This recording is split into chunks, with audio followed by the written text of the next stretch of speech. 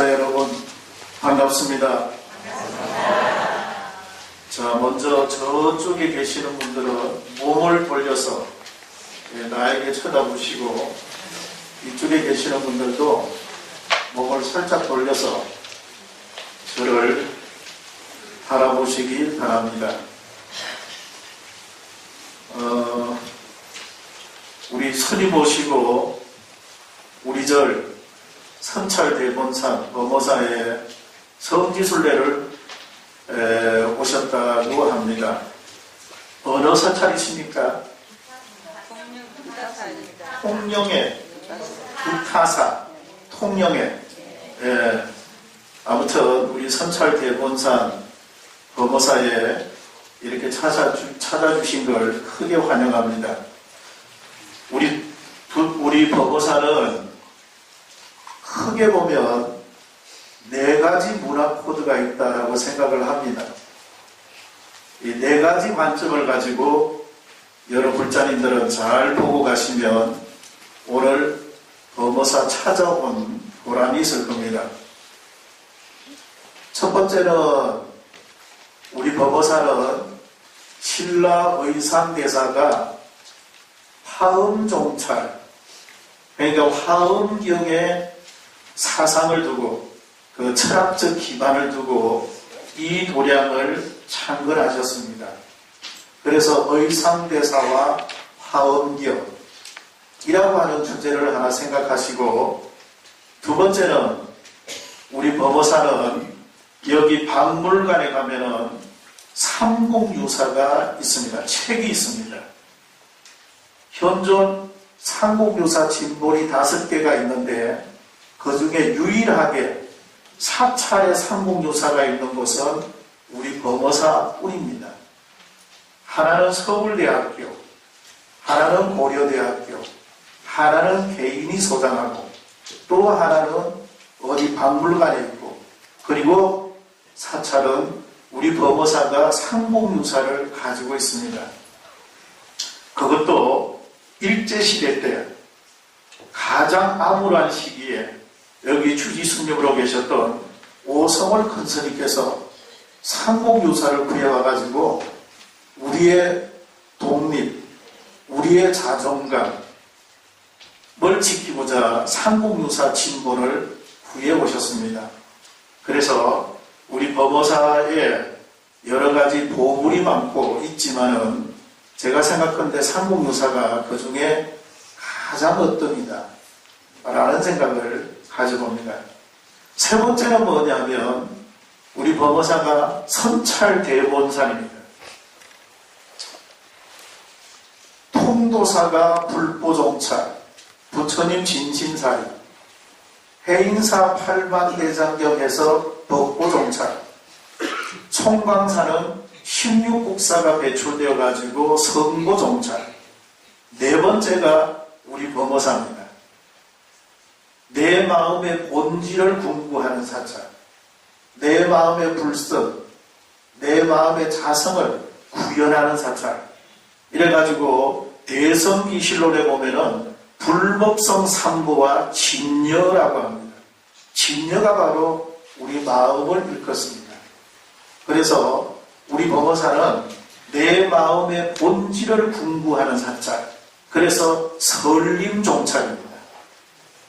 그래서 선찰대본산입니다. 그러니까 여러 불자님들이 불법성 삼보와 마음, 내 마음, 내 영혼을 깨끗하게 클리닉하는 이런 도량을 찾아주셨기 때문에 오늘 대단히 좋은 도량에 여러 불자님들은 오셨다라고 보면 됩니다. 그리고 4번째는 나간 남백 스님이라고 하는 분이 계셨는데, 그분은 조선 후기에 범어사에서 살았던 분입니다. 요 밑에 내려가면 나간 남백선사를 추모하는 불망비가 있습니다. 불망비. 나간 남백선사를 잊지 말자. 그분이 너무나 훌륭한 일을 많이 하셔서 그분을 위해서 추모하는 비가 있는데 불망비입니다. 불망비. 그래서 그분에 대한 어떤 리타적인 것, 보살행, 이런 것을 우리는 배울 수가 있습니다.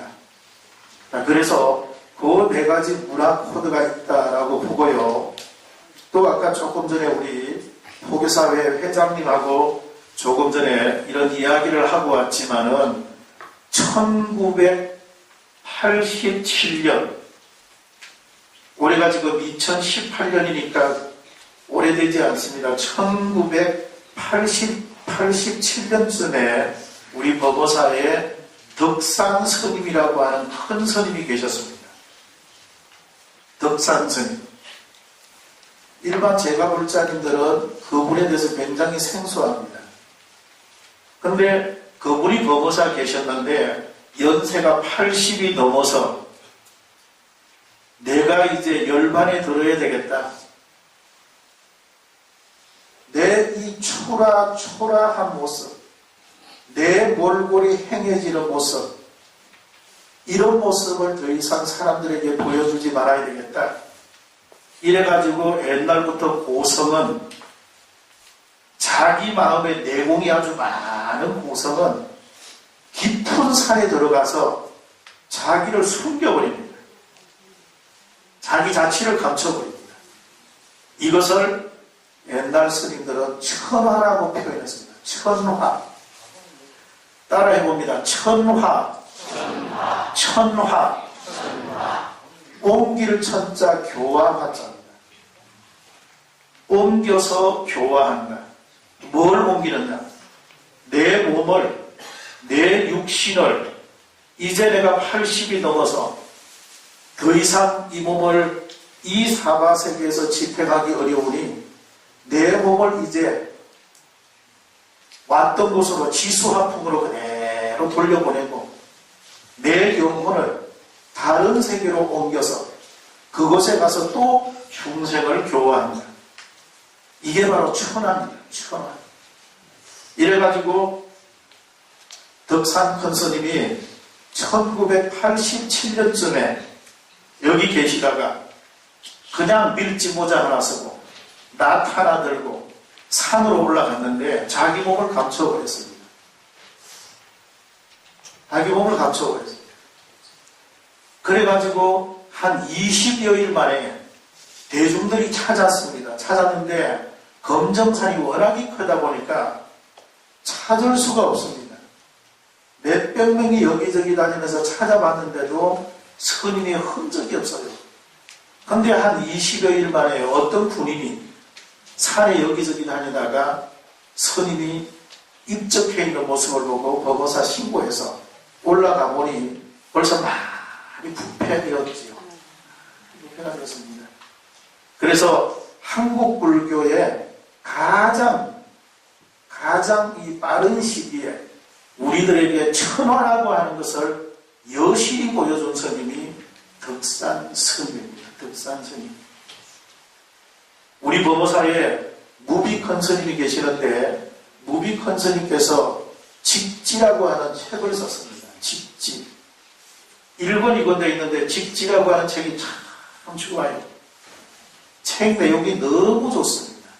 직지라고 하는 말은 손가락을 가지고 바로 가르친다라는 뜻입니다. 이거다 하고 가르칩니다. 이거다. 뭐냐? 불교 공부의 핵심은 내 마음이다 이거죠. 밖에서 찾지 말라. 그 안에 내면에 있는 이것이 진짜백이 보물이다. 이거다 하고 가르칩니다.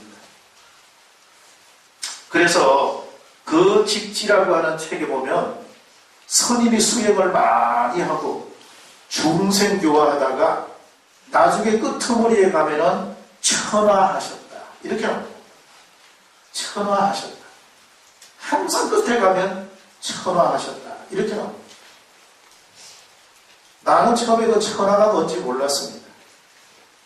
천화가 뭘까? 그래서 여기저기 찾아보니까 천화라고 하는 것은 깊은 산에 들어가서 내 몸을 감추어버리는 것. 이것이 바로 천화입니다. 천화. 그러니까 내가 내 육신을 동물들에게 그냥 보시하는 거죠. 내가 살아오면서 남을 의지해서 나도 살아서니까 내 죽어서는 남에게 그냥 무시하자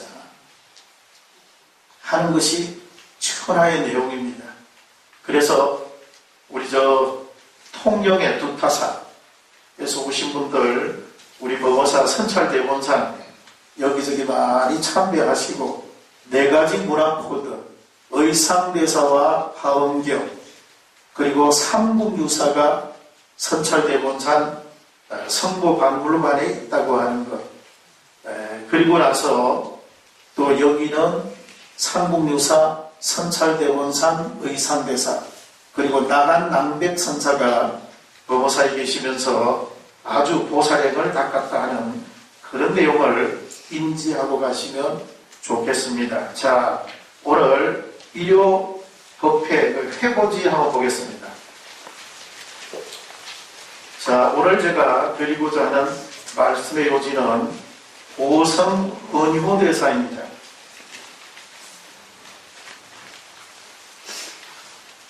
우리나라를 대표하는 고성은 자장, 원효, 의상, 진표, 일연, 도조, 서상, 사명, 만해, 그리고 최근에는 법정스님이시다. 자, 절을 한번 보겠습니다. 이건 제가 이제 일방적으로 이렇게 썼습니다. 내가 생각하는 최고의 고성을 한번 뽑아서 여기 쭉 한번 나열했습니다. 여기 말고도 많은 고성이 있었죠. 그렇지만은 그냥 다 나열할 수는 없고 그 중에서 가장 중요한 분, 최근에 저는 법정스님까지 우리나라를 대표하는 고성이다. 법정스님을 그러면 한마디로 요약해서 뭐라고 말할 수 있나? 무소유. 제가 생각하는 법정스님의 한마디는 아름다운 마무리입니다. 오사마리. 마무리를 잘해야 됩니다. 아름다운 마무리. 법정스님을 한마디로 요약해서 뭐라고 말할 수 있나? 아름다운 마무리다. 마무리를 잘 하셨습니다. 법정스님은 세상의 사람들이 태어나서 이 세상에 그 누구도 하지 않은 일을 한 가지 하고 떠나셨습니다. 마지막 한 가지. 이 세상에 그 누구도 내가 알기에는 하지 못한 일을 딱 하나 하고 가셨어요. 딱 하나 하고 떠나셨습니다. 그분은 이런 말을 남기고 왔습니다. 내 죽고 나거든 더 이상 내 책을 출판하지 마라. 내 알기로 이 세상에 태어난 사람 중에 이렇게 말을 남긴 사람은 없을 거라고 생각합니다. 근데 법정스님은 더 이상 내 책을 출판하지 마라. 왜 그랬을까요? 깊은 의미가 담긴 거죠. 나는 이게 법정스님의 핵심이라고 생각하고 이것을 아름다운 마무리라고 생각합니다. 왜 그랬을까요? 더 이상 내 책을 출판하지 마라. 내 책은 우리 시대 사람들이 공감하고 공유하고 내 책에 대해서 진리를 느끼고 내 책을 통해서 부처님의 법원, 부처님의 진리, 부처님의 본질, 부처님의 진실을 깨달았다면 그것으로 만족하라. 세월이 흘러서 또 누가 내 책에 대해서 가피를 하거나 첨삭을 하는 것 원치 않습니다. 그리고 세월이 흐르면 내가 설명했던 부분도 여러 가지 많이 부족한 부분도 생길 것입니다. 때문에 우리 시대 사람들이 공유했다면 그것으로 내가 할 수 있는 일은 다 한 것 같다. 더 이상 내 책을 출판하지 마라. 유명한 말을 남겼습니다. 이게 따른 법정스님의 최고의 위대성이라고 생각합니다. 최고의 위대성. 세상 사람들이 한 번도 하지 않은 일. 그것을 법정스님은 하고 떠나셨습니다. 아마 세월이 흘러서 100년이 가고 200년이 가고 300년이 가서 이 지구상에 사람이 살면서 우리나라에 2000년대 전후에 우리나라 대한민국의 인물사를 거론할 때 누구를 과연 뽑겠느냐?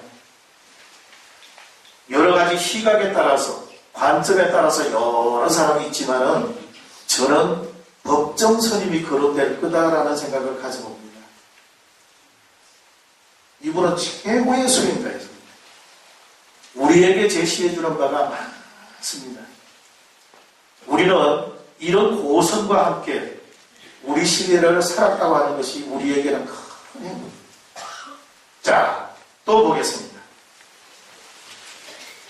자, 많은 고성 대덕이 있지만은 특별히 이름을 나열하는 것은 수행자로서 자기 본분에 충실하고 나아가 역사성, 대중성, 사회성을 가지면서 시대와 함께 동체대비의 정신이 느껴지기 때문이다. 출가자로서 수행을 잘하면 불자들에게 존경받는 큰 스님이다.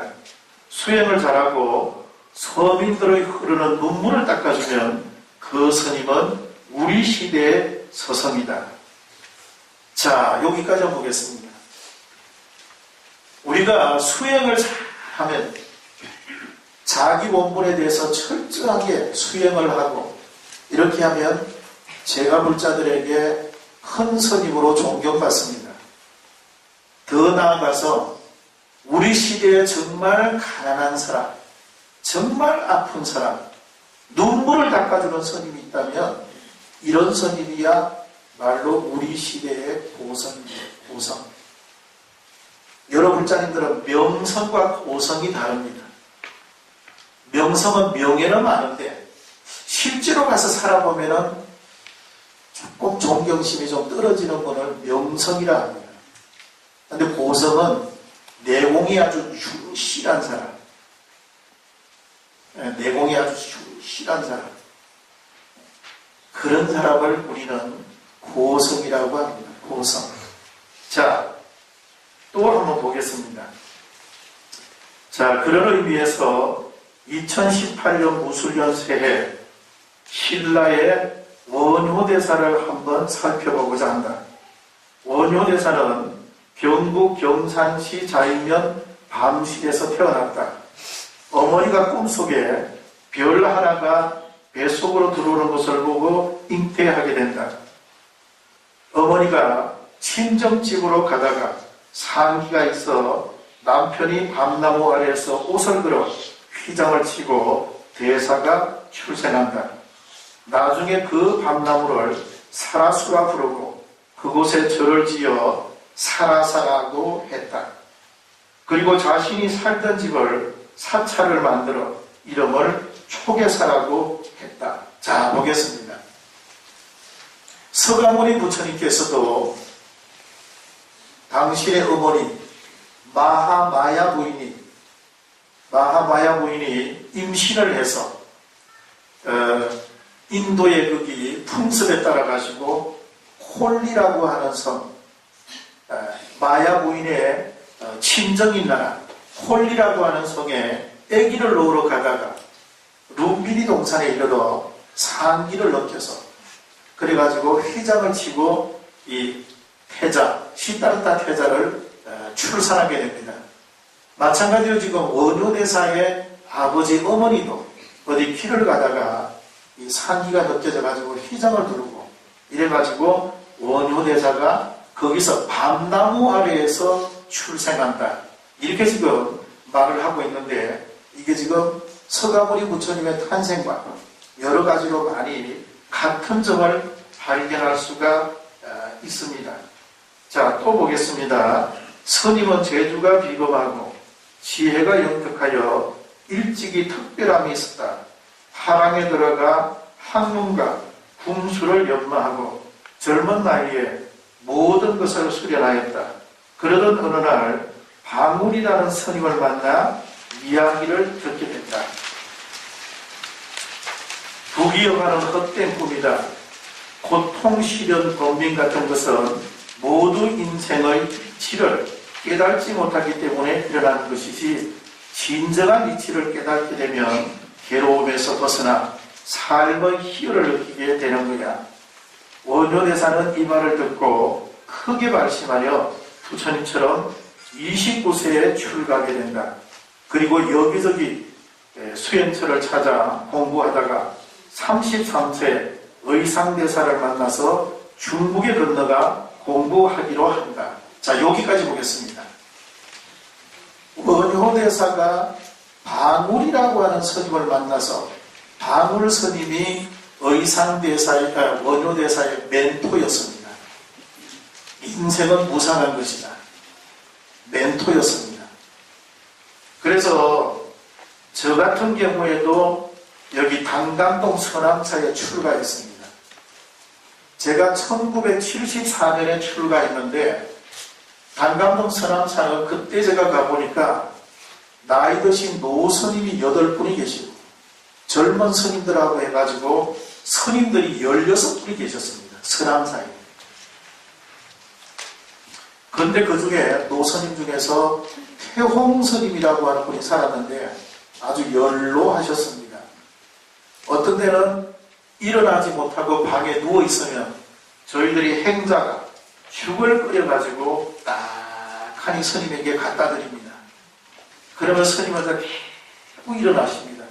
일어나서 덤을 벽에다 이렇게 기대가지고 제가 이렇게 죽을 끓인 죽을 이렇게 올리면 천천히, 입에 무슨 맛이 있겠습니까?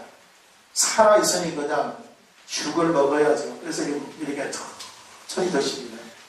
우리 행자는 무릎을 꿇고 가만히 옆에 있습니다. 그러면 이렇게 말합니다. 행자야, 들어봐라. 내가 절에 와서 쭉 하니 살아보니 내가 이런 생각이 든다. 사람은 태어나면 서울로 가고 말은 태어나면 제주도로 가는데, 마땅히 출가자는 큰 절에 가서 살아야 된다. 행자 그대로 큰 절에 가서 살아라. 큰 절에 가서 살면 여러 스님을 보게 됩니다. 공부를 아주 잘하는 스님도 있고, 공부를 게을리하는 스님도 있고, 일도 잘하는 스님도 있고, 일도 좀 못하는 스님도 있고, 여러 부류의 스님을 만나게 됩니다. 공부 잘하는 스님을 보면 나도 저렇게 열심히 살아야지, 나도 저렇게 수행을 해야지. 공부 못하고 또 게으른 스님을 보면 나는 저래 하지 말아야지.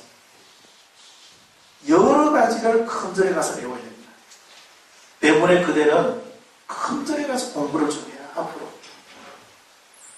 이 어린 가슴에 그게 다 꽂히더라고요.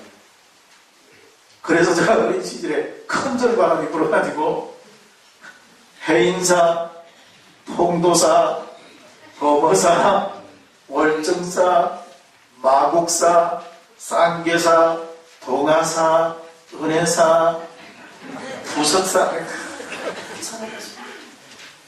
살아봤어요. 나는 20세 전에 살았습니다. 다니는 날. 그래서 그렇게 함으로 해서 소위 우리 스님들이 하는 말로 중물이 되는 거예요. 중물. 아, 저 사람은 스님이다. 스님이다. 하는 게 이렇게 새겨지게 되어 있습니다. 아마도 원효대사는 이 방울 스님의 멘토가 돼가지고 아마 출가해야 되겠다고 하는 큰 어떤 그 깨달음을 갖게 되는 것 같습니다. 우리 인생 살아가면서 누가 나에게 어떤 말을 해주느냐, 멘토 해주는 사람이 굉장히 중요하지요. 자, 또 보겠습니다. 이래 하다가 의상대사를 만나가지고 중국으로 건너가서 공부하기로 합니다. 요동에서, 고구려 요동 땅에서 순찰대 첩자 혐의로 잡혀서 신문을 받고 풀려나 돌아온다. 그리고 한 10년이 지나 이번에는 바다를 건너서 중국으로 가기로 했다. 원효와 의상은 경기도 평택 부근에 하룻밤을 자는데 심한 갈증을 느끼고 물을 마시게 된다. 다음날 초막을 돌아보니 어젯밤에 마셨던 물은 해골바가지에 담겨 있었던 물이었다. 그 순간 구투가 일어났다. 원효대사는 큰 깨달음을 얻는다. 심생적 종종법생, 심멸적 종종변멸, 삼계유식, 삼계유심, 만법유식, 일체유심죠. 자, 보겠습니다. 해골바가지, 의상대사하고 원효대사가 하룻밤 묵을 숙소를 찾아보니, 산에 돌아다니다 숙소를 찾아보니 산 안에 어떤 초막이 하나 있었습니다. 옛날에 내 어릴 때도 기억나는데 산에 가면은 사람이 죽으면 시신을 갖다 놓으려고 조그만하게 집을 지어놨어요. 경상도 말로 그걸 쌩이집이라고 하죠. 쌩이집. 그런 집을 지어놨어요. 그래가지고 그런 아마 집을 아주 오밤중에 찾은 것 같습니다. 그래서 그 안에 들어가서 보니 집이 허물어졌기에 비가 오니까 해골바가지에 물이 있었던 겁니다.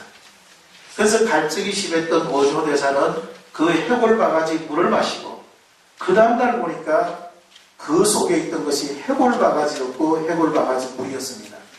그래서 순간적으로 구투가 일어나는 겁니다. 이러면서 원효대사는 여기서 크게 깨닫게 됩니다. 심생적 종종법생, 신멸적 종종법멸, 삼계유심, 만법유식, 일체유심죠. 크게 깨달았습니다. 모든 것들은 내 마음 먹기에 달려있다. 유심소자, 내 마음이 짓는 것이다. 이걸 크게 깨달았습니다. 여러 불자님들도 불교는 깨달음의 종교입니다. 깨달음의 종교. 내가 깨달으려고 몸부림을 쳐야 합니다. 나는 이대로 살 수 없다. 내가 어떻게 이 세상에 태어났는데, 내가 어떻게 태어났는데, 나는 이렇게는 못 살지. 내가 뭐가 부족해서, 자기가 몸부림쳐야 합니다. 내가 왜 가난해? 내가 뭐가 부족하니? 자기가 몸부림쳐야 합니다. 그리고 자기 자신을 뭐가 부족한지 냉정하게 자기 자신을 살펴야 됩니다. 때로는 냉정하게, 때로는 엄격하게, 때로는 자비롭게 자기 자신을 자기가 잘 관리하고 관찰해야 됩니다. 내가 깨달아야 합니다. 내가 깨달아야 합니다. 우리 대한불교 조계종의 종지가 석가세존의 자각각타 각행원만한 가르침을 봉대하고 우리 대한불교 조계종의 종지가 그렇습니다. 자각각타입니다. 나도 깨닫고 상대방도 깨닫게 하고 각행이 원만해요. 나도 깨달아야 되고 상대방도 깨달아야 합니다. 그래서 깨달음이 다 원만해서 됩니다. 그렇기 때문에 원효대사는 해골바가지 물을 마시고로 해서 크게 깨달음을 얻습니다. 깨달음을 얻습니다. 자, 이래가지고 원효대사는 중국 가는 것을 포기를 하고 국내로 돌아오게 되는 것입니다. 자, 그 다음에 진리는 결코 밖에서 찾을 것이 아니라 자신의 내면에서 찾아야 한다. 밖에서 찾지 말라. 깨달음을 얻은 원효는 의상대사와 결별하고 신라로 돌아온다. 그리고 저술과 집필을 하게 된다. 이후 태종 무열왕의 둘째 딸로 홀로 살고 있던 요석공주와의 사이에서 설총을 낳았는데 원효대사 나이 40세 전후입니다. 실계하고 개를 파했다 이런 말이죠. 실계하고 스스로 소선거사라고 칭하고 속인 행세를 하였다.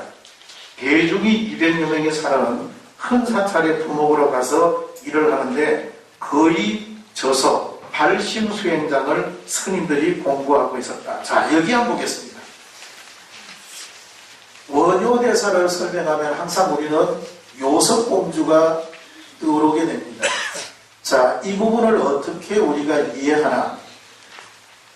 원효대사를 또 어떤 관점에서 보느냐에 따라서 이 문제도 달라집니다. 저는 원효대사 요석공주와 사이에서 태어난 설총, 이 부분에 대해서는 내 개인적으로는 이렇게 생각합니다.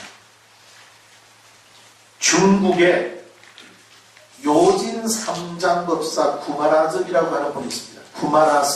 구마라접. 이분이 원래 중국에서 실크로드를 따라가 인도를 가는 중간에 부자국이라고 하는 나라에 살았습니다. 그런데 이분이 천재였어요. 경륜론 3장을 달달 외우는 사람이었습니다. 자기 어머니가 자기 아들을 공부를 시키기 위해서 이 어린 아이를 데리고 구마라섭을 데리고 인도 서역에 데리고 와서 공부를 시켜가지고 데리고 옵니다. 그래서 일찍이 구마라섭이 산스크리트, 빨리어 이런 경문에 아주 통달을 했습니다. 중국에서 이 소문을 듣고 전진왕 부견이라고 하는 왕이 영광이라고 하는 여광이라고 하는 장군을 시켜서 구마라접을 데리고 오게 합니다. 중국 땅으로. 근데 부자국이라고 하는 나라에서 구마라섭이라고 하는 위대한 선임을, 고성을 내어줄 리가 없습니다.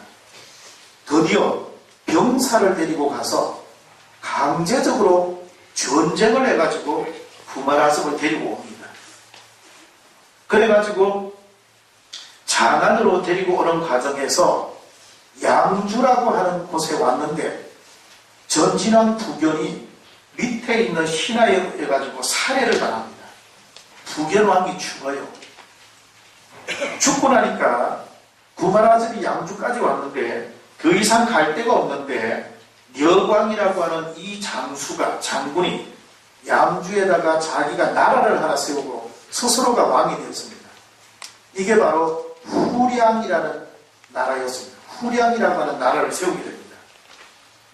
그리고 구마라접을 거기서 18년간 구마라접이 거기에 여광이라고 하는 그 왕과 함께 살게 됩니다.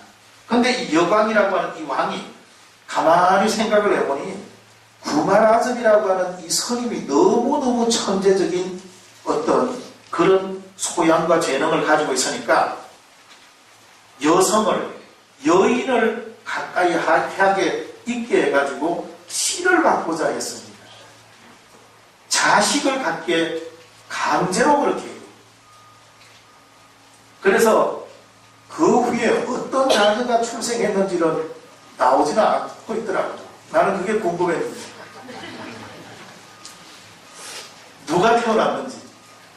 근데 아무튼 구마라섭은 나중에 자기가 그렇게 회고합니다. 나의 밑에 제자들은 결혼하지 말라. 나의 밑에 제자들은 결혼하지 말라. 그리고 내가 지금까지 많은 부처님 경전을 번역을 했는데 내 죽고 나서 햇바닥이 타지 않고 살아있으면, 불에 타지 않고 살아있으면 내가 번역한 부처님 경전은 전부 다 오리지널이고 다 진짜로 내 햇바닥마저 타버리면 내가 번역한 책들은 다 소각을 해버리라. 이렇게 유언을 남기고 돌아가십니다. 나중에 구마라접이 열반하시고 당신의 육신을 화장을 했는데 햇바닥은 살아서 펄떡거리고 뛰고 있었습니다. 그래서 나중에 양주에 있던 그 후량이라고 하는 나라가 드디어 멸망을 합니다. 그래가지고 중국에서 그 구마라접을 장안으로 모시고 와서 다시 많은 불경을 번역하게 됩니다. 그리고 그 구마라접이 살았던 곳이 장안에 초당사라고 하는 절이 있어요. 초당사. 그래서 그 초당사에 구마라접이 오래오래 머물고 계시다가 거기서 열반을 하게 됩니다. 범어사, 해인사 이렇게 이름을 붙이지 않고 부처님께 자기가 파괴했다고 너무너무 죄송하다고 절 이름도 초당사라고 했습니다. 그냥 처사가 사는 집, 처사가 머물고 있는 절, 이런 뜻으로 아주 겸손하게 초당사라고 이름을 붙였습니다. 그래서 저는 생각한데 아마 원효대사도 요섭공주와의 이런 관계가 아마 좋은 시를 받고자 이루어지지 않았나라는 그런 생각을 나는 해보게 됩니다. 원효대사의 자기가 자기 의지로 했다기보다는 그때 여러 가지 이런 부분이 좀 있지 않았을까, 이런 생각이 저는 이 원효대사와 풍화라적을 보면서 이런 생각을 제 개인적으로 한번 가져보게 됩니다. 자, 쭉 이렇게 하다가, 자, 여러분자님들은 발심수행장을 공부하고 있었다. 자, 사면으로 넘어갑니다. 사면. 네, 사면으로 넘어갑니다.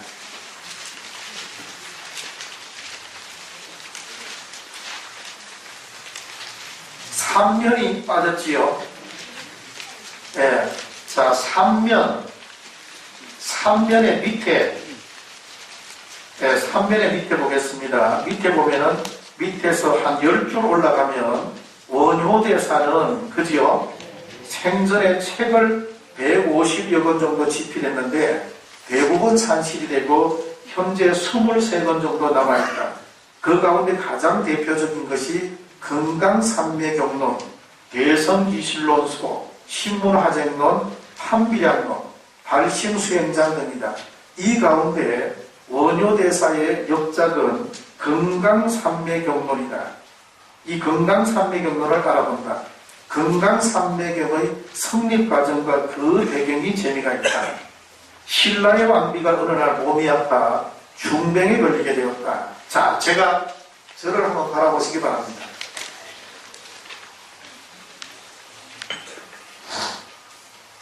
자, 시간이 얼마 안 남아서 이걸 지금 먼저 내가 말을 하고자 하는 핵심입니다.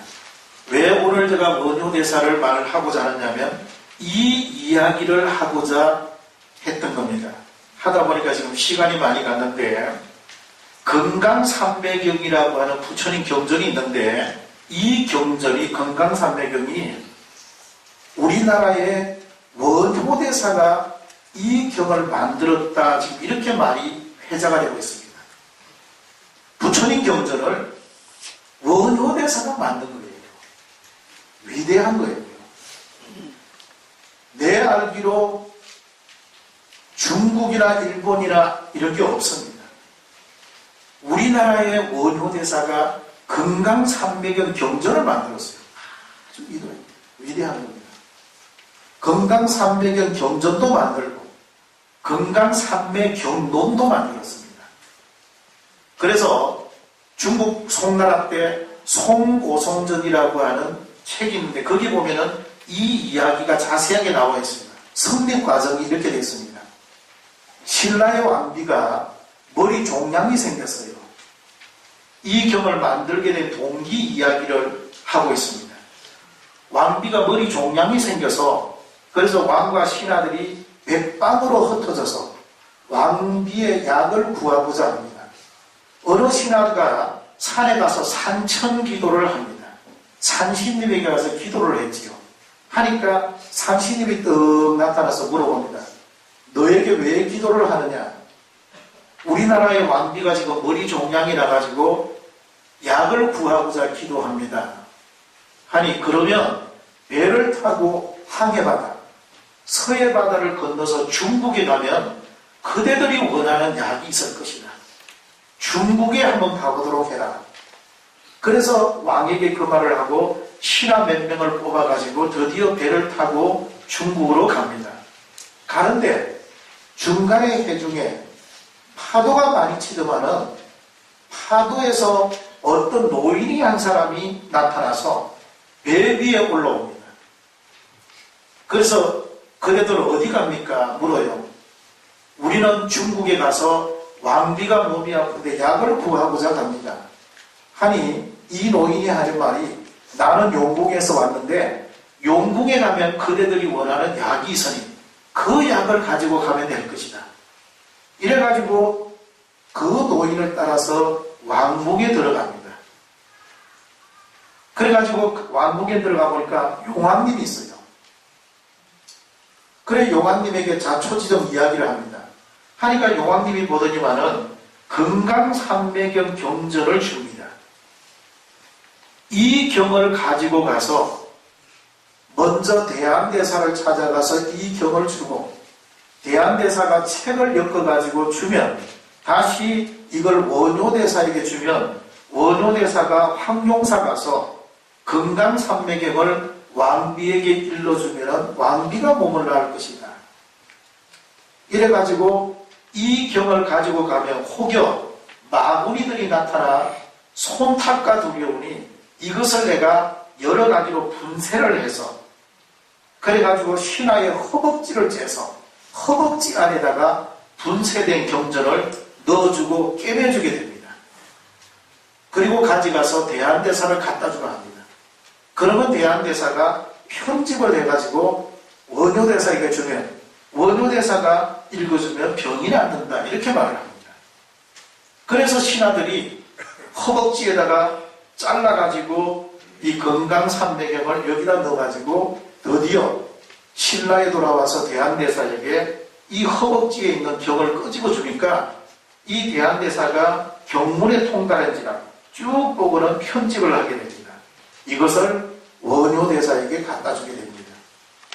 원효대사가 이 경을 왕비에게 일러주니 왕비가 이 경문을 듣고 나았다. 이렇게 지금 말을 하고 있습니다. 근데 이 경이 금강산매경이 중국에도 없고 일본에도 없고 우리나라에만 있는 경전입니다. 그러면 이 경을 누가 편집을 했나? 지금 사람들은 모두 다 원효대사의 작품이라고 부릅니다. 원효대사가 대단한 겁니다. 부처님의 경전을 하나 만들 정도니 그 학문이 아주 위대합니다. 그러면 금강산매경은 뭘 쓰고 있나? 뭘 말하고자 있나? 그 안에 내용이 뭐냐? 금강이라고 하는 게 뭐냐면 내 본질을 말합니다. 내 속의 내면의 불성을 말합니다. 금강. 그러니까 여러 불자님들이 불교 공부를 많이 해서 내 이 내면 세계를 굳게 단단하게 만듭니다. 법칙을 체득해야 돼요. 법칙. 내 이 내면에 있는 이 불성을, 내 영혼을, 내 마음을 부처님 경전 공부를 많이 해서 금강석처럼 단단하게 만들어야 됩니다.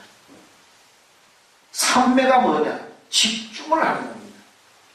어떤 대상에 집중을 하는, 몰입을 하는 거예요.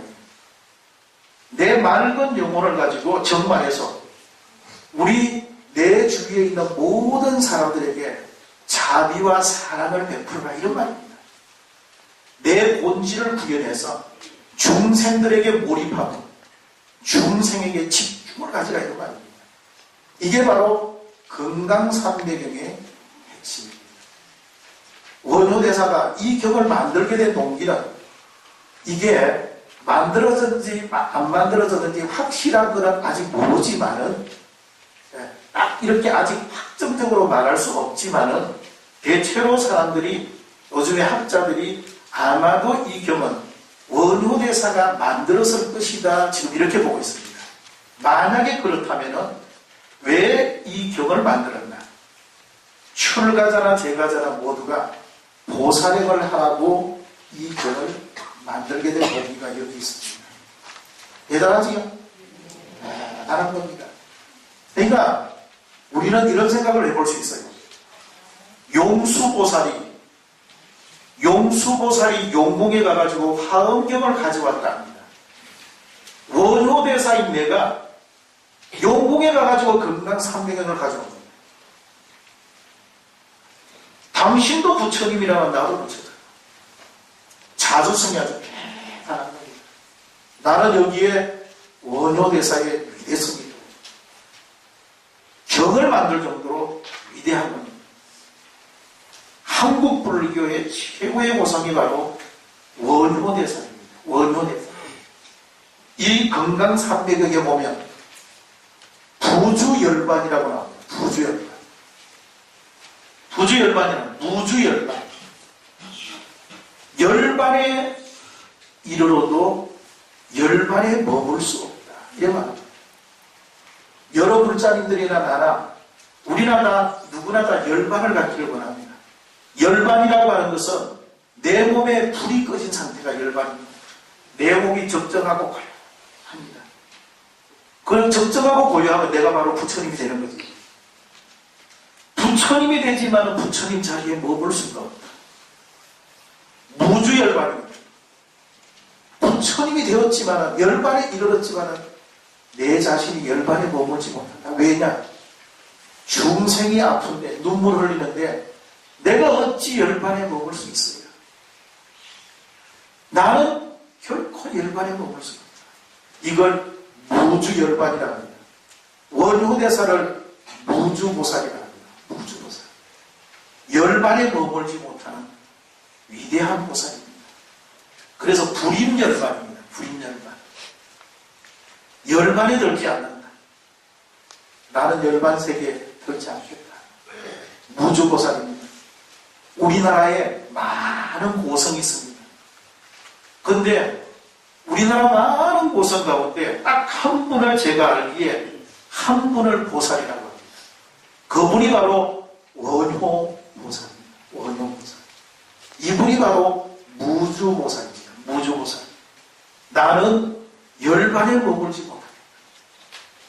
중생이 아프기 때문에 어찌감히 내가 열반에 머무냐.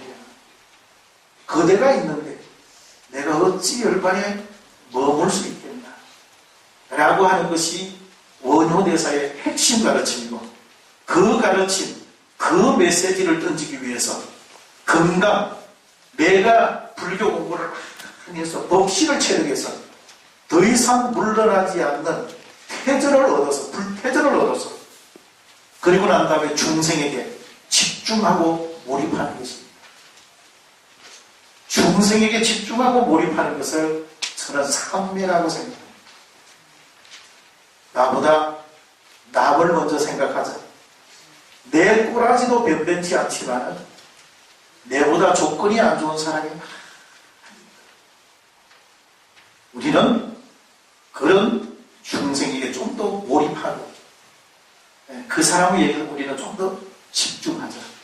이게 바로 제가 생각하는 금강산매경의 핵심이다 라는 생각을 가져봅니다.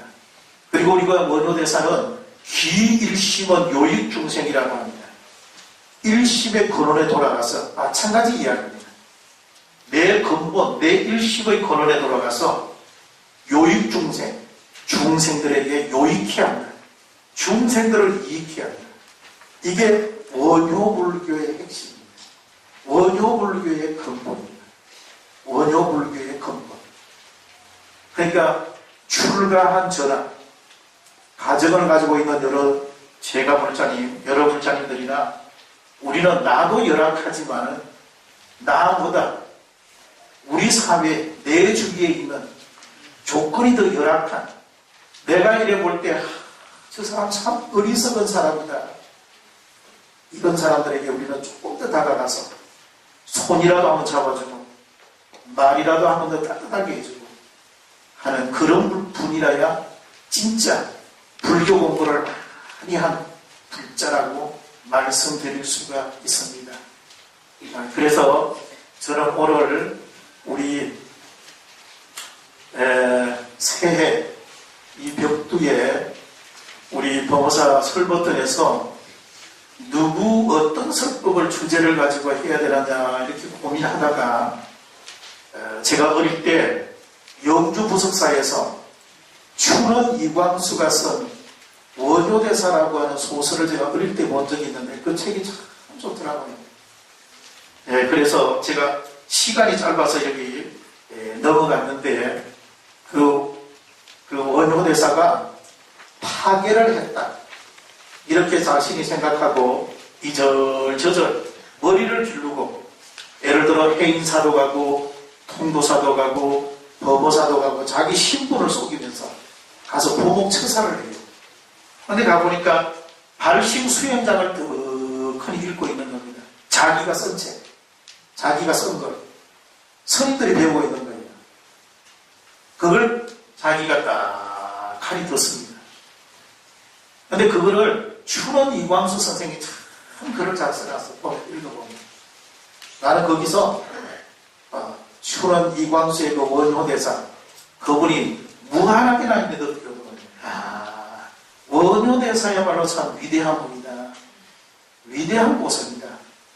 라는 생각을 가져보면서 신년 새해 여러 불자님들에게 고성 원효대사라고 하는 주제를 가지고 오늘 이렇게 법문을 하게 되었습니다. 자, 늘 제가 하는 말이지만은 우리 범어사는 부산에서 최고 가는 사찰입니다. 우리 부산에 문화재가 100개 정도 있다면 그 중에 문화재 20개 정도가 우리 범어사에 있습니다. 부산 문화재 중에서 20% 정도가 우리 범어사에 있습니다. 그래서 부산 하면은 범어사가 가장 명찰입니다. 명찰. 그리고 수천 년을 통해서 많은 보성이 이 범어사에서 배출되었습니다. 이런 위대한 사찰에서 우리는 설법전에서 오늘 여러 불자님들하고 이렇게 신년에 이렇게 제가 또 원효대사라고 하는 주제를 가지고 설법을 하게 된 것을 무한히 감사하게 생각을 합니다. 통영의 두타사에서 오신 불자님들 금년 새해 여러 불자님들 가정이 다 행복하고 평안하고 부처님의 은혜와 부처님의 사랑과 부처님의 축복이 두타사 불자님들 가정에 충만하기를 기원드리고 우리 또 포교사 우리 해먼 이종찬 회장님으로 해서 우리 포교사 여러 불자님들 또 우리 범어사 여러 불자님들 우리 범어사가 불자가 하나야 우리 부산불교가 일어납니다. 그러니 여러 불자님들이 가정이 어렵고 경제가 어렵고 여러 가지 어렵지만은 여러 불자님들 우리 범어사를 좀 도와주십시오. 우리 범어사를 많이 도와서 정말로 이 도량이 커야 됩니다. 이 도량이 커야지만이 우리 부산불교가 일어나는 겁니다. 우리 부산의 영혼의 사찰이 바로 우리 범어사입니다. 선찰대본사 범어사. 그래서 여러 불자님들에게 내가 거듭 여러 불자님들에게 꼭 부탁하고 싶은 것이 있다면 다음에 일요법회 올 때 꼭 한 분씩만 더 모시고 오십시오. 한 분씩만 더도 말고 덜도 말고 한 분씩만 더 모시고 오셔서 이 설법전이 아주 가득 메워졌으면 대단히 고맙고 대단히 감사하겠습니다. 우리 범어사 여러 불자님들 우리 포교사 여러 불자님들 금년 한 해 부처님의 사랑과 부처님의 은혜와 부처님의 축복이 가득하기를 기원하겠습니다. 모두 합창해 주시기 바랍니다. 제가 마지막 개송 하나 읽겠습니다. 새해니 묵은해니 분별하지 말게 겨울 가고 봄이 오니 해가 긴 듯 하지만 여보시게 저 하늘이 달라졌는가 우리가 어리석어 꿈속에 사네. 자, 합장 내리겠습니다. 새해니 묵은해니 분별하지 말라. 겨울 가고 봄이 오니 해가 바뀐 듯 하지만 여보시기에 저 하늘이 달라졌는가 우리가 어리석어서 꿈속에 사는 것이라니. 이렇게 이 근래에 항명이라고 하는 스님이 이런 시를 쓰셨습니다. 자, 새해 복 많이 받으시고 감기 조심하시기 바랍니다. 감사합니다.